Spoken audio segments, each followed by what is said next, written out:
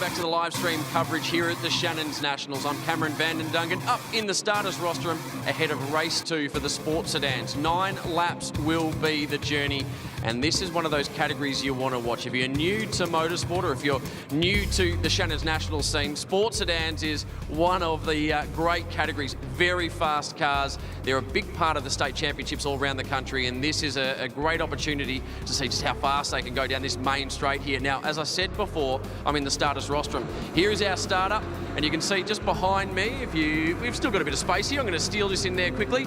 This is how they get this one underway. I promise I won't press buttons this time. If you did follow Facebook Live last year, you'll know I caused all sorts of havoc up here. We've got boards, we've got everything ready to go. This is where we are about to get the race underway. So to take you through all the action for race 2 of the sports sedans, let's join our commentators, Darren Smith and Gary O'Brien. Thanks very much, Cameron. A fantastic place to watch the start of a race, especially the DEA Performance National Sports Sedan Championships. I'm Darren Smith, Gary O'Brien right alongside Gaz. We had one race yesterday, 2 further races today. Stephen Tomasi sitting on pole position, won the second race here last year.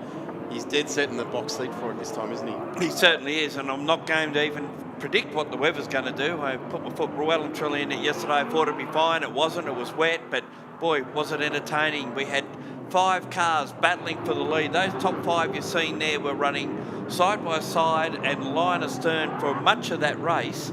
And ultimately, Steve Tomasi on 5 cylinders won the race ahead of Simon Copping in that Commodore, which was second. Shane Woodman was third, and of course, a little Nissan turbo-powered Escort was fourth, and Jordan Caruso came home in 5th spot. Certainly did, driving the John Gourlay prepared Audi A4. It's interesting. In the race yesterday, started like this, it was dry. As soon as we said go, it bucketed down. So we had a whole field of sports sedans on control Hankook slicks, really with nowhere to go. It was just a matter of survival. And then that, as soon as that downpour came, and it was a flooding downpour, it was gone again. Yeah. So by the end of the race, we started to have a drying line, but it was that ex-supercar with Simon Copping at the wheel that just ploughed his way through the field. He definitely had the car under him better than anyone else did out in the field. A little less horsepower, a little bit more weight was just ideal for those sorts of conditions. When I say ideal, they weren't, but it was like an ice rink out there. You could imagine what we call a Great Dane or a giraffe trying to get footage in those sorts of conditions. They were slipping and sliding. It was a fantastic race. We've got dry weather. The one we should speak about, of course, is Tony Ricciardello, who was first into turn 1, slid off the road, got the car back and running again, and that's that car on the right-hand side, the Alfa Romeo body. Unfamiliar that far back on the grid, isn't it? Just where's Tony? Anyway, he returned to the track. They deemed to have gained an advantage. He actually lost a spot, so he had to do a drive-through penalty. Was at the back of the field, forced his way back up into P6, and also had some dramas as well. Had some brake dramas with the car. So if all that's sorted, he is the one to watch. That's car number 5, the one we see going through the corner there. Shane Bradford in that Hot Wheels liveried Camaro that's immediately behind him. He spun off on the first lap, returned in last and got himself up into a prominent position. He felt he should have been up with those front runners in those conditions, so watch him as well today. So this is how the field will line up. Stephen Tomasi in the Domain Prestige Homes car. Car number 1 won the title at Iowa Magic at Phillip Island at the end of last year after a pretty good year. Stayed with it all year long. Massive commitment in sports sedans. These things are out and out bespoke pieces of kit. We call that car in front of Calibra. I'm not sure what part of it is, but certainly... Yeah, that's right, the roof. Well, the roof legally has to be for a sports sedan, and that's about it. So he's sitting on pole position. Then Simon Copping, the industry number 11 car. As you've touched on, Gary, the Perkins Engineering, running Larry's number 2. He's staying true with the number 11 that car would have had for most of its time. Then we've got Shane Woodman in the Landau Signs, the Riverside Racing BMW M3 GTR. This car out of Melbourne has... got the paddle shift gearbox in it, the first of the sports sedans in the National Series. It's a bit of an experiment, bit of a dummy go at it this weekend that he's running it. Been quite a process to get that paddle shift system working well in the BMW, but Liam and Gary down at Riverside Racing have done a lot of dyno time to get that thing working nicely for him. Then it's Miles Bond in the SR20 turbocharged Escort. Jordan Caruso in that magnificent Audi that Jack Perkins and Darren Hossack have driven before him. Tony Ricciardello, all 10 times in 6th place. It seems really strange to announce that car starting out as 6th on the grid. Shane Bradford in the Aston Air Camaro. Colin Smith in the MR Automotive. First of our Monaros out there at the moment. Then it is Anthony Cox in that Dodge-powered Saab. Michael Robinson in the number 32 Bell Real Estate. Second of our Monaros out there, and watch for that to swap a couple of times between the two Monaros. They've been doing it for a long time, these two. Line astern of each other on the grid. We go to Rick Newman, the current and reigning Victorian sports sedan champion in that car there, the New Line Homes Falcon, and of course, and unfortunately, Thomas Randall not taking any further part. And just before we went to air, that car left the property on the back of a trailer. Yeah, there was the fastest qualifier, and unfortunately right at the end of the session came to a halt on track and was discovered it had done a drive shaft in the oil pump, and that wasn't fixable this weekend, and unfortunately he's had to become a spectator of the car already on its way back to Melbourne. They've had a troubled run here, didn't they? Same last year, they were the fastest car on track, and again they went home early last year. So let's hope that Thomas and the crew from Dream Motorsport, his dad Dean, a strong racer in his own right, can get that car back to the track, the Sky Sands Black Saab, as we get set to go on race 2 for the weekend in the DEA Performance National Sports Sedan Championship. Bit of a compact field. We'd love to see the sports sedan community rally behind the next round, which will be at Queensland Raceway. Get your entries in. You've only got a couple more weeks. There's plenty of sports sedans out there. Join us at Queensland Raceway and let's fill up this grid for the DEA Performance National Sports Sedans. You'd expect Stephen Tomasi to get away nicely here. Gets up the field into turn 1. Green flag and away they go. Look at Ricciardello. He goes over to driver's left and goes right up the left-hand side of the main straight. Comes right across into the way of Stephen Tomasi and gives him a big, don't argue, son, we're going for it. I want that number 1 sticker back on the Alpha. Yeah, had to give way at turn 1. Tomasi regathers the lead. And we get this battle behind him between Woodman and Bond, followed by Caruso, Smith, copying a bit from the others as they go flying past him. Wow, look at the Fuds Escort just go streaming on past Shane Woodman there, the Victorian racer in the BMW. We've got the Audi right alongside there. So Europe's finest there, an Escort with a BMW and an Audi, and here come the Monaros. Bit of everything there. These great cars fighting side by side over the back of the track now. This is 6, 7 and 8, those corners that are furthest away from the spectator points on the track. And the Escort paves the way at the moment. Doesn't that look at an absolute picture? The Fuds Escort, Miles Bond, did some racing out here a couple of weeks ago. It's got him in really good stead, but this car has got some awesome pedigree with the Motorosos with the wheel. Miles has had the car for some time, and this is just continuing the success of this chassis, isn't it? Here comes Caruso looking for a way around Woodman down to the turn 16, over the top of the hill, down to 17 and then 18, and then Caruso goes for the outside, or the inside, sorry, which will be the outside for the next corner, gets the job done, and now we'll line up on the back of Bond in the Escort as they go up towards turn 17. Jordan Caruso in the Audi there. It's only his 2nd time in this car, and we know it very well from running at the front. Talk about at the front, Tomasi and Ricciardello, the big hitters in National Sports Sedans, the DEA Performance National Sports Sedan Series. These guys, when you look at the start of the season, are the ones that are going to be out in front, and they're doing it. Have a look at Jordan Caruso now. Puts the right boot into John Gourlay's Audi, drives on past that turbocharged Escort. Tony Ricciardello still not being able to get through on Stephen Tomasi. In fact, I would say it's going to be a pretty tough old job. Stephen can drive really well. You don't get the number 1 in the DEA Performance National Sports Sedans on your car without mucking around. He's just shut the door on Tony Ricciardello. Tony Ricciardello's done this before. He raced with Darren Hossack for years, door handle to door handle. This will be just Tony going, all right then, Steve, bring it on. Yeah, there wouldn't be a lot of difference between top-end performance of these two cars, but I think Tony's might be a little bit better handler, and we're not so sure yet whether the Calibra has all its little engine gremlins out of it at this point. It seems as though it has, because it's holding on quite well at the front at the moment. Tony Ricciardello, one of those race drivers that you could easily describe as cool as a cucumber. He gets out of the car and gets straight to work. He's got a list in his head a mile long every time he gets out of the car. This is what we need to do. That's what we've got to improve. And about an hour after he gets out of the car, you can approach him and just ask what he's up to. And if he's got other stuff to do, it's like, can he come back later? We're trying to keep this old cricket bat going. Yeah, or he just ignores you. Well, that too. Then you go and have a word to Les Small and he ignores you as well. Basil comes up and has a chat. Basil is Tony's dad. Had a fall fairly recently. He's had a lot of dramas around the pelvis area, had some breakages there. He's on the mend at the moment, which is good to know.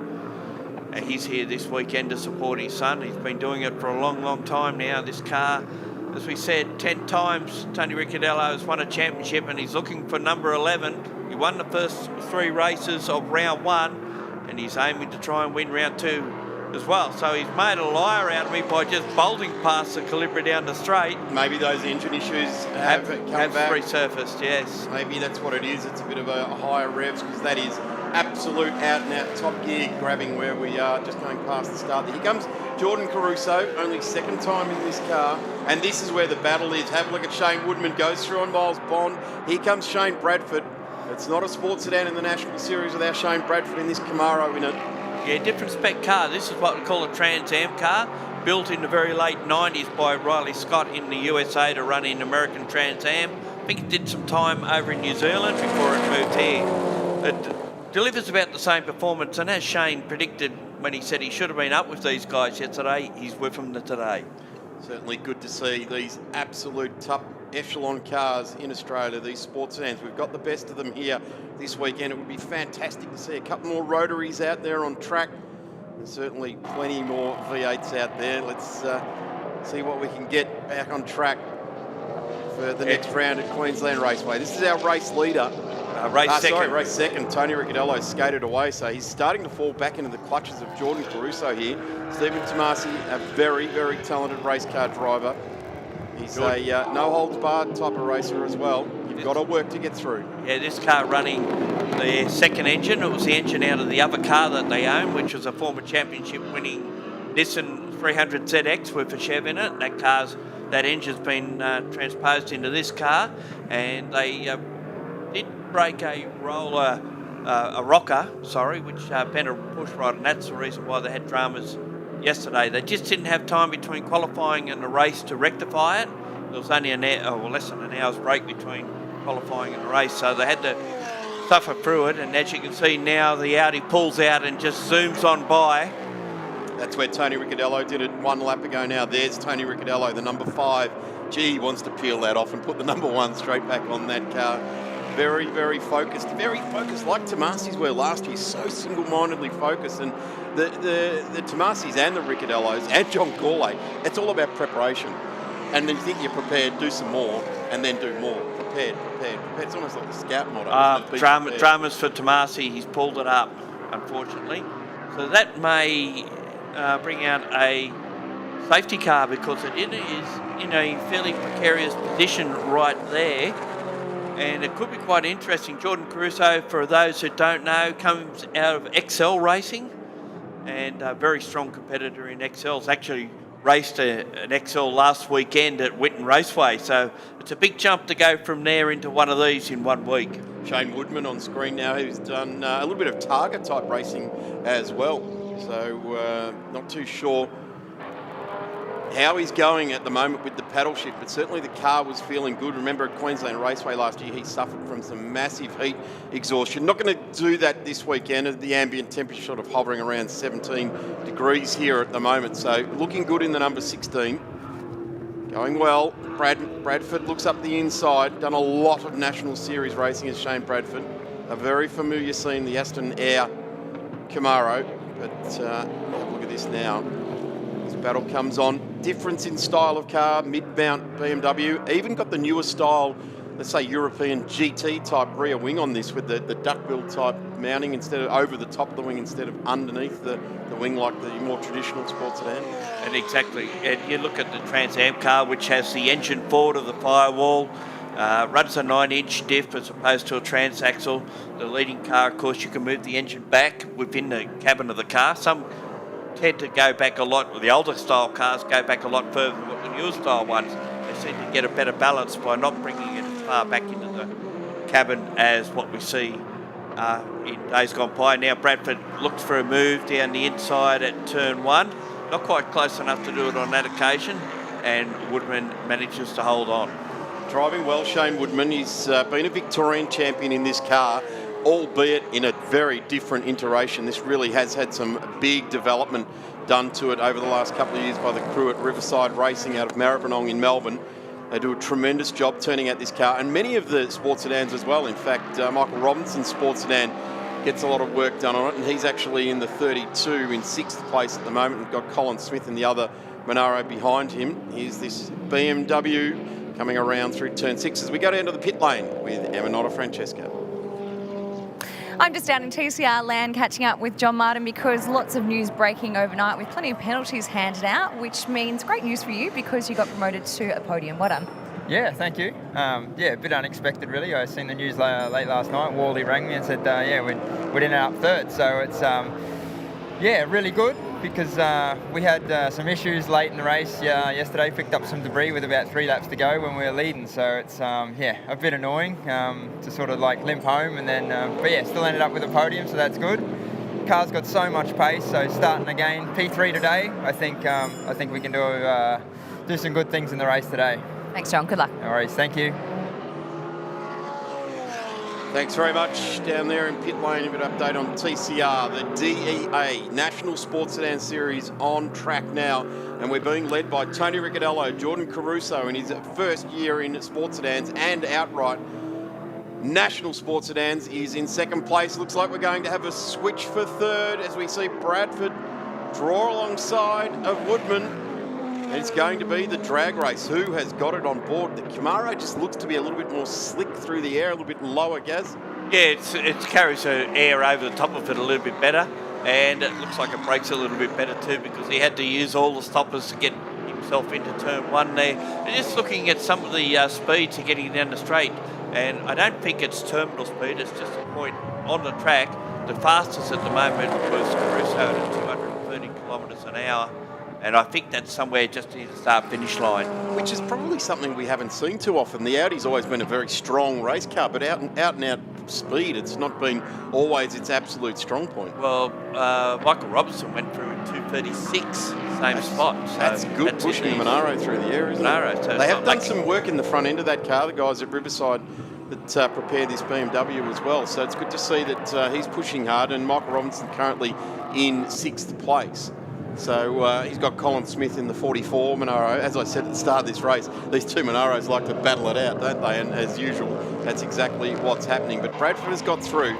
He now sits in P3 in this race with 6 laps completed.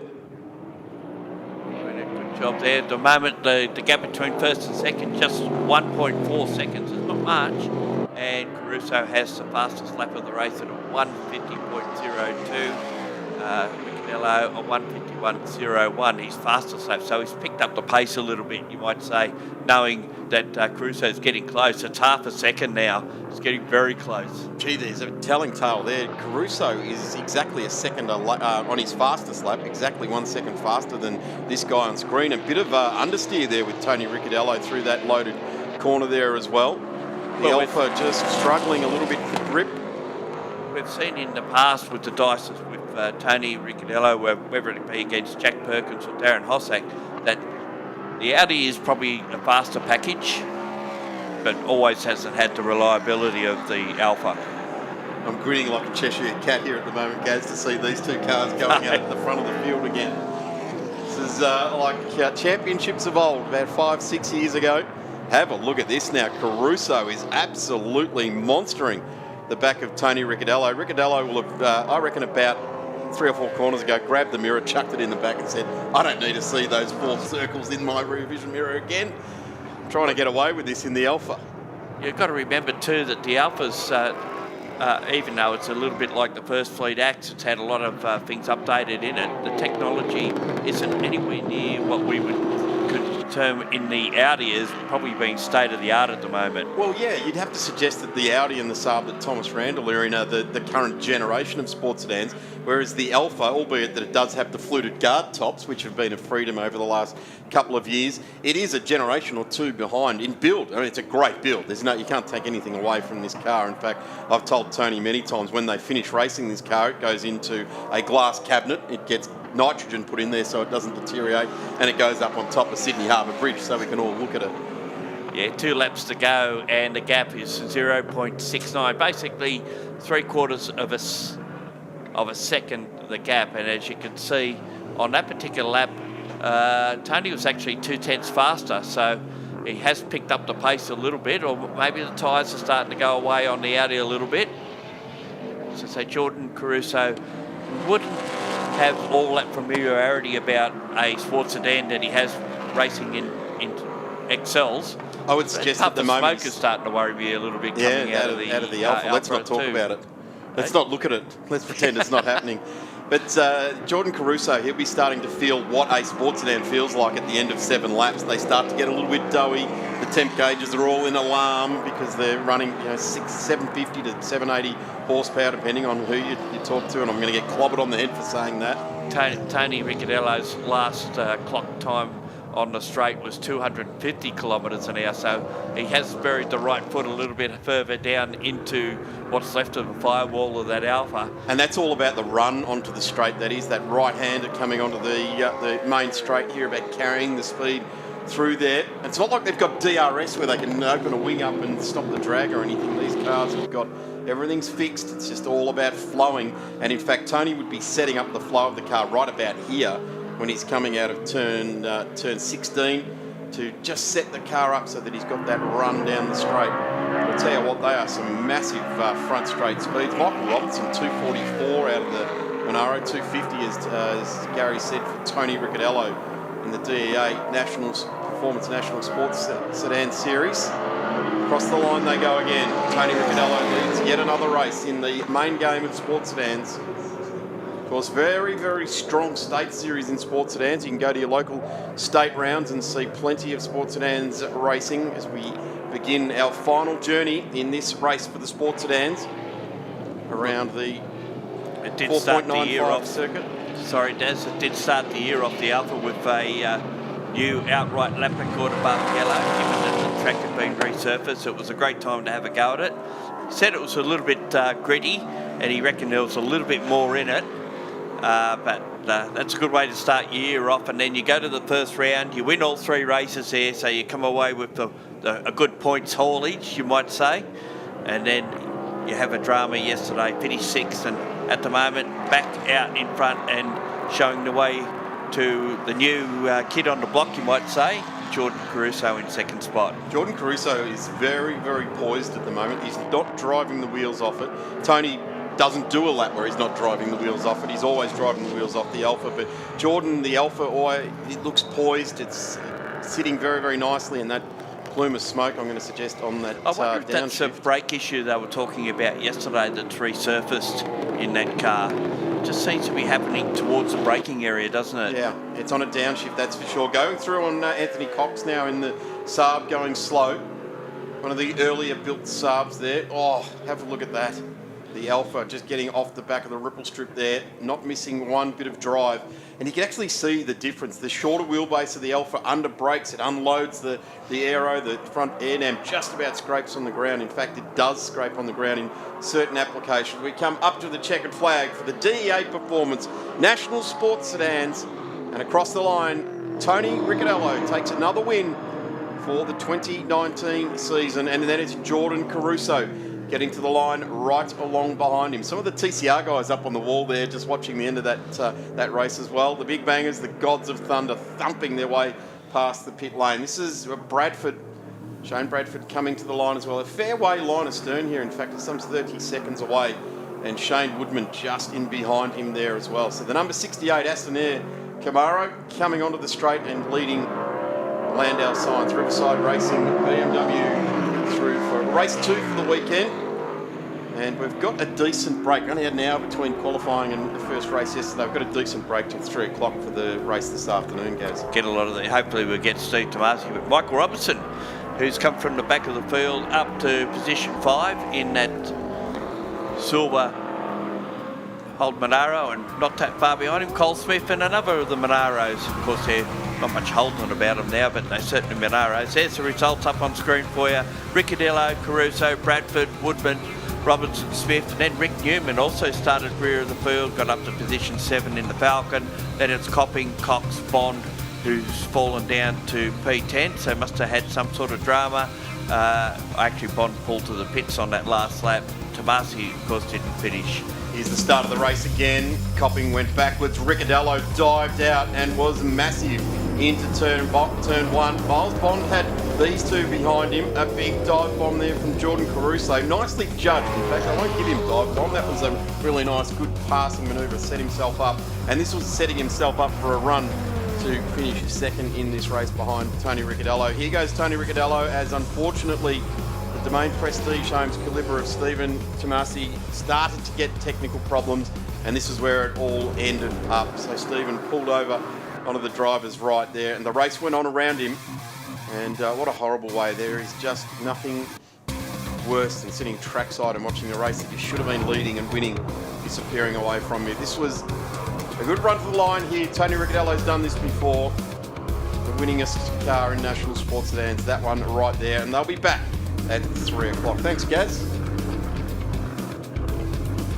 We'll have going to go to a break, and we'll be back with, we'll have a quick chat with Jordan Cox. We'll be back very soon at the Tail and Bend.